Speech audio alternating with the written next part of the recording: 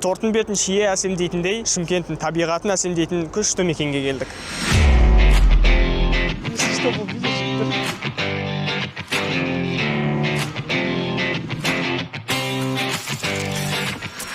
Йоу, барлықтарыңа сәлем. Менің аты жөнім Бақберген Сұлтан. Бүгін біз Дендра саябақтамыз. Мен кірем ба? Негізі бұл жаққа жайдан-жай түнде келген жоқпыз. Түнде өте күшті ерекше атмосфераны күтіп келдік. Кішігірім наивно болған шығар, адам азырақ болады деген. Бірақ өте қателестік, себебі адам түнде де өте көп. Түнде бірақ басты фишкалардың бірі көлге көрініс сонша көрінбегенімен, жалпы айналасының атмосферасы прям өте әдемі, романтикаға толы. Және де бүгін осы сәуір айында ауа райы өте керемет болып тұр. Мынандай киіммен өте ыңғайлы температурада жайғасып отырмыз. Біраз. Қалай.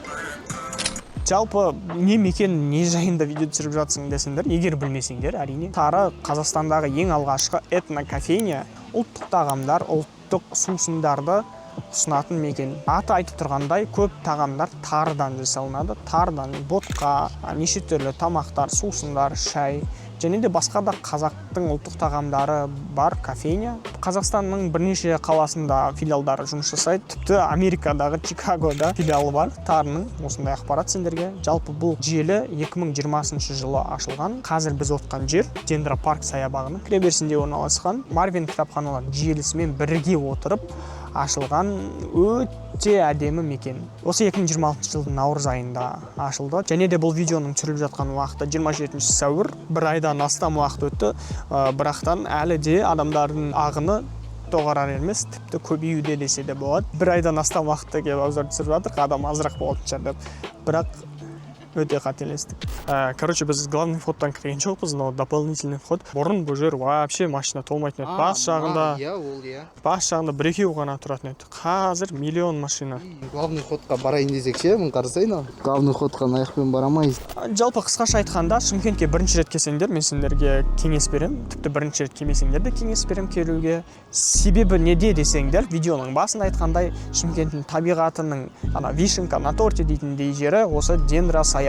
Менің ойымша басқа қалаларда бұндай үлкен Дендра саябақ жоқ. Ойын қанша тұрады? Асфосфера. Және де осындай табиғатпен үйлесе отырып кофе ішу және де кітап оқуды ұнатсаңдар, онда мына жер дәл сендерге арналған. Осында Қазақстандағы ең алғашқы этнокафеняның беретін мәзіріндегі заттарды ала отырып, ол кітапты оқу процесін одан да әрі күштілеу етуге болады. Болмаса кітап оқуды онша ұнатпасаңдар, бәрі істейтіндей келіп суретке түсіп, әдем видеолар түсіріп, рилс тиктоктарға салып қоюға болатын жер. Лайфхак. Осындай атмосферамен отырсың, ал ең шеткі жағы өте тыныш, бәріміз тыныш отырдық. Почти тыныш. Өздерің көріп тұрғандарыңдай кітаптар өте көп. Басқа адамдарды түсіре алмаймын, просто өзім түсіріп жатырмын. Кітаптар өте көп, оқып жатқан адамдарды біршама көп, бірақ по-любому мына жердің атмосферасы әзірге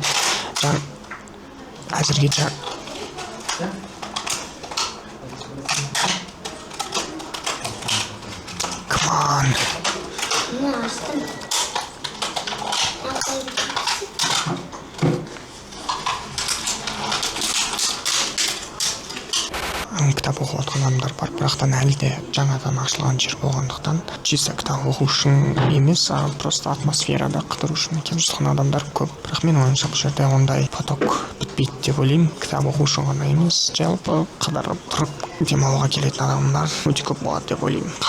Қазір таңда кітап оқитындардан көбірек, бірақ біршамасы бар реально кітап оқып отқандар.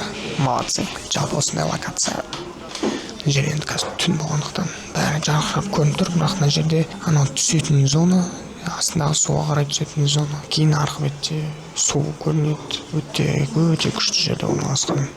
Өте керемет атмосфера. Жалпы осындай кішігірім атмосфералық шолу видео болды. Егер сендерге осындай ақпаратты видео пайдалы болса, және де біздің достарымызбен түсірген влог ұнаса, онда каналға жазылып, лайк басып кетіңдер. Сендермен бірге болған мен Бақберген Сұлтан, және де менің достарым Нұрғазы.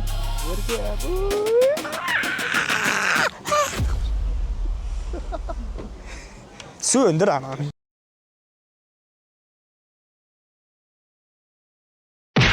Ал егер вообще кітап оқу, кофе ішу дегеннен аулақ болсаңдар, онда дәл жанында мындай атмосфера.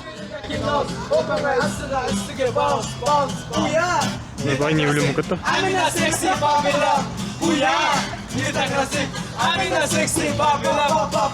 Бітті. Мынау, короче, Нұрғазы самолеттің обзорын көріп жатыр да. Прежде чем делать такие выводы. Как будто самолет алайын деп жатқандай дейді да.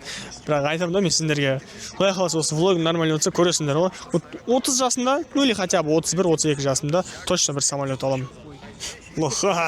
Аллах.